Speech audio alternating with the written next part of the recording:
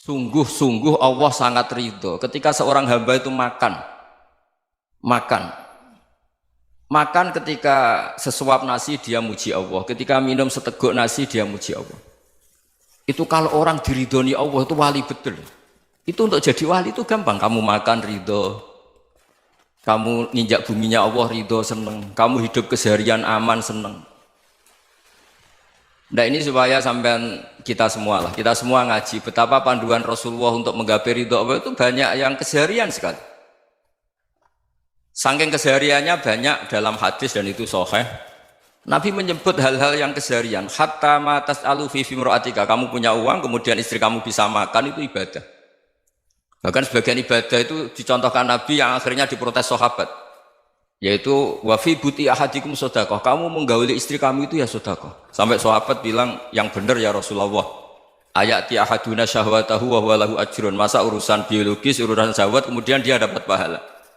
Nabi menjawab, alai salawadu'aha fi haramin akana alaihi wisrun. Bagaimana kalau dia meletakkan ke yang tidak benar itu kan dosa. Nah, hal-hal seperti ini yang saya ingin teman-teman semua. Saya juga agak ingin ngaji demi Anda juga agak ingin. Itu dosa sekali ngaji kok pesanan kelompok tertentu itu enggak boleh. Islam itu untuk semua. Jadi ya cuma karena di depan saya jenengan ya seakan-akan jenengan korbannya. Itu ada ilmunya dalam usul fikih itu. Jadi orang itu harus ngaji usul fikih. Nama yang disebut, mungkin Mas Sufyan masih ingat zaman ngaji usul fikih. Nama yang disebut itu tidak jaminan sebagai prioritas perintah. Jadi misalnya gini, kebetulan yang di depan Nabi itu Abu Dzar. Nabi ya bilang, ya Abu Dzarin ini uhibbuka misalnya, atau ya Mu'ad ini uhibbuka, atau ya Abu Hurairah ini uhibbuka misalnya. Banyaklah riwayat yang Nabi nyebut ya Abu Dzarin, ya Mu'ad, ya Abu Hurairah. Kemudian misalnya Nabi meneruskan khitab, ini uhibbuka, saya mencintai kamu, fakul dubur sholatin, atau sebagian riwayat disebut falatadaan la dubura kulli sholatin, Allahumma inni ala dzikrika wa syukrika wa husni ibadatik. Saya mencintai kamu, siapa saja, Mu'ad bisa, Abu Dzar bisa siapa. Saya mencintai kamu, mohon kalau habis sholat kamu jangan lupa wiridan Allahumma inni ala dzikrika wa syukrika wa husni ibadatik. Ya Allah, tolong kami permudah supaya mudah ingat Engkau. Anda tidak bisa mentang-mentang, wong nama saya Parmin, nama saya Purnomo, itu yang diperintahkan Mu'ad misalnya. Jadi yang disebut satu, tapi khitab itu untuk siapa saja. Saya teruskan. Jadi saya mohon semua kita melakukan kebaikan itu, kalau dalam kaidah fikih disebut al yakin la yuzalu bisyak. Banyak kebaikan yang kebenarannya itu 100%. Tidak punya efek samping ke pihak lain, ke kelompok lain, ke komunitas lain. Itu tadi misalnya Anda makan, dan itu murah sekali, hanya butuh satu piring. Setiap punyaan kamu muji Allah, setiap minum kamu muji Allah. Itu redaksinya Rasulullah SAW disebut, Allah sangat ridho ketika seorang hamba makan, kemudian dia memuji Allah. Atau minum, kemudian dia muji Allah. Logikanya gampang, negara seperti ini yang kamu harapkan bentuknya kayak apa, mertua, ipar, komunitas, tetangga, itu nyata terjadi itu kan belum pasti. Sementara yang mesti terjadi adalah kamu butuh makan, kalau tidak mati. Butuh minum, kalau tidak mati. Butuh bumi yang nyaman ditempati, kalau tidak kita juga mati. Sebab itu Allah kalau menyebut nikmatnya itu hal-hal yang keseharian. Alladzi at'amahum min ju'. Allah itu siapa? Allah itu yang menciptakan kamu bisa makan. Tidak berlebihan, Allah itu yang menciptakan kondisi sosial itu ideal. Zaman Nabi itu ya ada orang munafik. Orang-orang pilihan Allah itu juga diuji orang sekelilingnya yang macam-macam.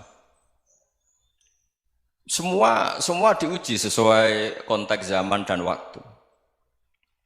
Nah, tapi ada ibadah-ibadah yang selalu disarankan Nabi. Sampai Nabi itu pernah ditanya, ayul islami khairun ya Rasulullah, Islam terbaik itu gimana?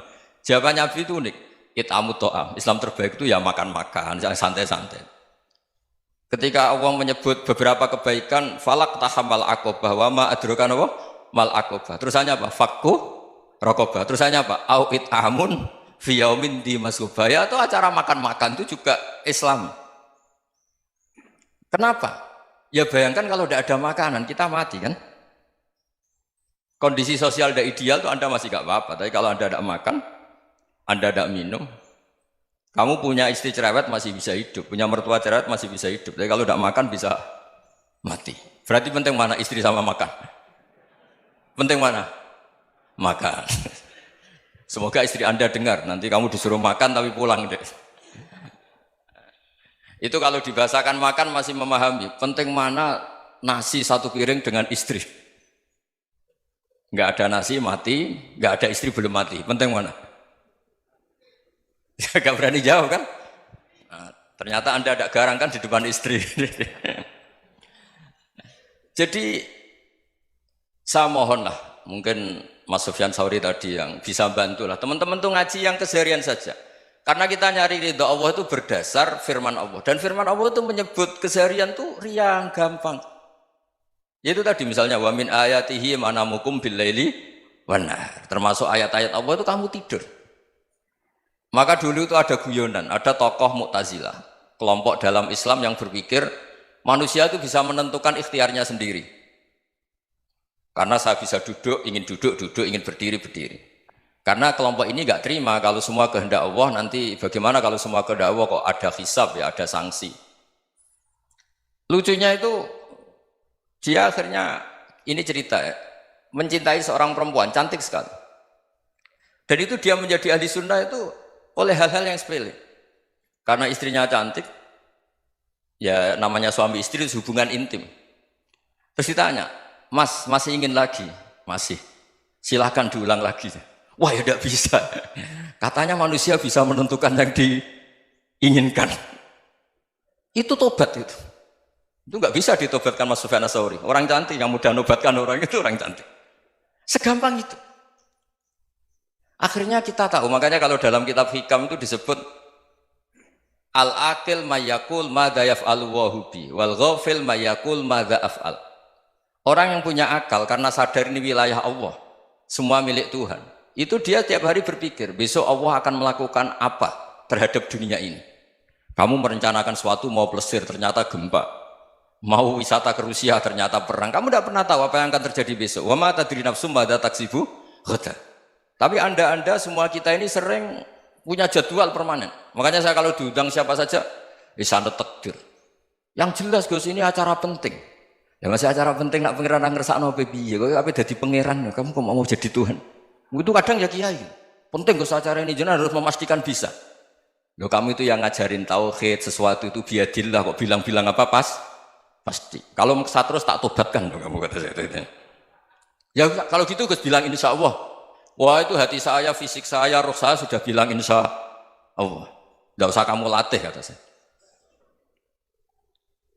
Nah hal-hal tauhid keseharian itu gampang sebetulnya. Wal ghafil yaqulu madza af'al. Tapi orang yang lupa Allah dia setiap hari bilang besok apa? Kita bisa melakukan apa? Seakan-akan dia itu aktor, dia penting, dia subjek permanen, dia. Padahal kita ini hanya objek kehendak Allah Subhanahu wa taala. Karena kita yakin sesuatu yang terjadi di alam raya ini kita tidak bisa apa-apa. Makanya saya sering ngaji, sering bilang saya, ketika Anda mensifati Allah, dia yang menghidupkan. Sudah itu tanamkan, sehingga ketika kita mati, santai saja. Kenapa santai? Allah punya cara menghidupkan kita. Zaman kita hidup juga gak tahu caranya ngelola jantung, ngelola paru-paru. Kamu juga gak tahu ngelola oksigen yang tidak beracun, tidak mengandung polusi. Tahu-tahu hidup. Gak ingin tua ya tahu-tahu tua, gak ingin mati tahu-tahu mati. Selama ini kita hidup juga agak tahu apa sebetulnya. Hanya gaya tok, punya jadwal, punya planning. Kalau kamu bisa menentukan pilihan Anda, pasti Anda istrinya cantik, 4 neriman semua, qanaah semua. Nyatanya enggak kan? Ada 1 jelek, cerewet. Oh itu kan, nyatanya enggak bisa apa-apa Anda kan? Dan kamu bawa mati lagi. Itu kan. Istri Anda juga gitu, punya keinginan, punya suami yang ganteng, yang jabat, yang neriman, yang enggak poligami. Ya tidak kesampaian juga. Kalau kita ngitung tingkat kegagalan kita itu gagal terus. Ya kan? Nah, terus ingat Allah. Madza yaf'alu wa hubi. Orang yang punya akal selalu berpikir Allah itu menghendaki apa terhadap saya. Lalu sama-sama orang ngelihat orang yang serius, itu kata Anda itu pemikir berat, serius, senang punya tokoh yang merengut tuh, karena kamu anggap serius. Tapi sebagian orang anggap orang yang serius itu wong merengut, wong masam, wong muka kok ditekuk. Jadi sama Itu hati, ya muqallibal qulub tsabbit qalbi ala dinik. Karena kita nggak tahu cara berpikir kita tentang orang lain, tentang sekeliling kita.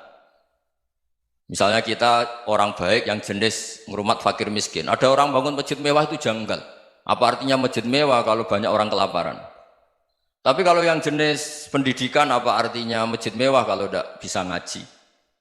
Nanti yang jenis infrastruktur, apa artinya ini kalau semuanya punya sudut pandang yang berbeda-beda. Dan Islam mengapresiasi semua kebaikan. Tapi katakan semua kebaikan itu adalah kehendak Allah Subhanahu wa taala. Karena apapun baik Anda itu pakai fasilitas yang diberikan oleh Allah Subhanahu wa taala. Sehingga ini yang disebut kulillah sumadarhum fi khawdihim yal'abun. Ya kembali tadi ke tema-tema bahwa keseharian Anda ini sudah Islami. Saat Anda tidak bisa melakukan apa saja. Saya sering ada jenazah, biasanya kalau tetangga meninggal saya sering disuruh ngelepas. Saya bilang orang ini baik. Karena sering ngelamun di rumah, sering nganggur di rumah. Ditanya sama anaknya, kenapa Gus nganggur baik? Ya kalau dia nganggur artinya juga agak berbuat sesuatu yang maksiat kan? Ya kan? Orang nganggur di rumahnya ya tidak bunuh orang, tidak maling, tidak korupsi, ya namanya nganggur di rumah. Lah cuma istri cara pandang nganggur gak menghasilkan uang itu. Tapi juga gak menghasilkan kriminal kan? Jadi sebenarnya Islam itu makanya kalau sampai ngaji usul fikih itu ada kitab usul fikih namanya Lubul Usul, itu terkenal sekali di pesantren itu. Itu kalau ngapresiasi keseharian itu luar biasa. Izma min mubahin illa wa yatahaqququ bihi tarku haramimma. Karena keseharian yang mubah saat Anda lakukan itu ada kehebatan yang luar biasa, yaitu meninggalkan haram. Makanya dulu banyak orang-orang alim ketemu temannya itu guyon sampai semalaman. Itu biasanya yang semangat Islam itu kiai kok tidak tahajud, kiai kok tidak witir. Orang yang sedang mapan uangnya banyak, malam itu tidak kelayaban itu sudah luar biasa. Melawan nafsu supaya tidak maksiat itu sudah luar biasa. Supaya lupa guyon sama temannya semalaman sampai subuh. Gejolak-gejolokan kenang zaman miskin, zaman kuliah nggak jelas, zaman apa. Melihatnya jangan tarkut tahajud. Seperti ini meninggalkan tahajud, tapi meninggalnya ini talkul muharramat. Jadi kayak apa hebatnya? Sehingga Imam Ghazali punya riwayat yang agak unik. Hatta takuna ibadatu akhiri hadil ummah iku an-naum. Sehingga suatu saat ibadah terbaik umat ini itu tidur. Itu kan riwayat kontroversi. Ketika Imam Ghazali saja, kenapa iya? Kenapa kamu mulai keluar dari rumah itu sudah banyak maksiat, melihat perempuan yang enggak mahram, melihat fenomena. Tapi kalau kamu tidur itu enggak melihat apa-apa. Tapi juga kamu jangan nganggap tidur itu ibadah betul. Saatnya melakukan fardu ain malah masih tidur. Tapi itu sudut pandang yang menjadikan kita Islam itu gampang. Jadi saat Anda tidak bisa aktivitas apa-apa, misalnya ada beberapa orang yang lumpuh. Lumpuh itu memang nggak bisa Jumatan, nggak bisa ibadah, tapi dia juga nggak bisa maksiat. Tidur itu memang Anda saat itu tidak bisa tahajud, tidak bisa witir, tapi saat itu ada zina, ada maling, tidak gosipkan orang, tidak bully orang, tidak menanamkan kebencian, tidak hasud. Sehingga tidur menurut Allah Ta'ala wa min ayatihi manamukum billaili apa? Wan-nahar. Karena di tidur itu selain ada unsur istirahat, jaga kestamina, juga ada unsur meninggalkan beberapa keburukan. Nah saya mohon ibadah yang keseharian ini kita jaga. Supaya kita semua baca ayat itu fasih. Fasih itu tertanam di hati. Allah itu siapa? Alladzi at'amahum min ju'i wa amanahum min khauf. Dan Allah kalau cerita di Quran itu anna subabnal ma'a subba thumma syaqaqnal ardhan wa syaqqa fa ambatna fiha habba wa inaba wa qadba wa zaituna wa nakhla wa hadaika hulba. Kamu tahu saya ini siapa, kata Allah. Saya ini adalah Tuhan yang menurunkan air, kemudian ada tanaman banyak. Habba wa inaba wa qadba, ada zaitun, ada tin, kalau orang Jawa mungkin ada tela, ada padi, ada mangga, ada pisang. Sudah. Wa inaba wa zaituna wa nakhla wa hadaika hulba, ada perkebunan yang lebat. Tujuannya apa? Mata Allahkum, silahkan kamu pakai, kamu nikmati. Tapi karena kadang kita ini punya ide-ide besar. Tadi untuk syukur saja nunggu punya istri riman, rumah baik, tetangga baik, komunitas baik, semuanya baik baru syukur. Lama-lama nanti ada di surga, syukurnya nunggu surga paling kelas A. Itu sudah ada yang menghuni Rasulullah, kamu nggak boleh di situ. Masa untuk syukur saja? Repotnya Masya Allah. Jadi mohonlah Quran yang kalau Anda hafalkan juz sama itu kan ada ayat-ayat yang kayak tadi. Ya, fal yanzuril insanu ila ta'ami. Coba lihat Apa yang kamu makan ya? Dari mana? Dan untuk mempertahankan hidup kamu keseharian. Jadi jangan kira ibadah itu harus membentuk komunitas yang versi Anda. Ibadah itu harus yang hal yang mulu-mulu. Kesehariannya Anda alami. Loh ini saya tidak bikin-bikin. Saya ngaji bukan karena berdasar pesanan. Itu ayat yang saya baca kan betul ada ayatnya kan. Fal yang dzuril insanu ila tu'ami anna sobabnal ma'a sobba thumma syaqaqnal ardo syaqqa fa ambasna fiha habba wa inaba wa qadba wa zaituna wa nakhla wa hadaika ghulba. Terusannya apa? Mata'al lakum, silakan kamu nikmati. Mata itu silakan kamu nikmati. Ya kayak sampean dikasih hidangan ya makan. Ya sudah makan, habis makan ya minum, habis itu ngantuk ya tidur. Ya sudah normal-normal saja. Kayak apa indahnya Islam. Tapi Anda mencari Islam yang gimana lagi?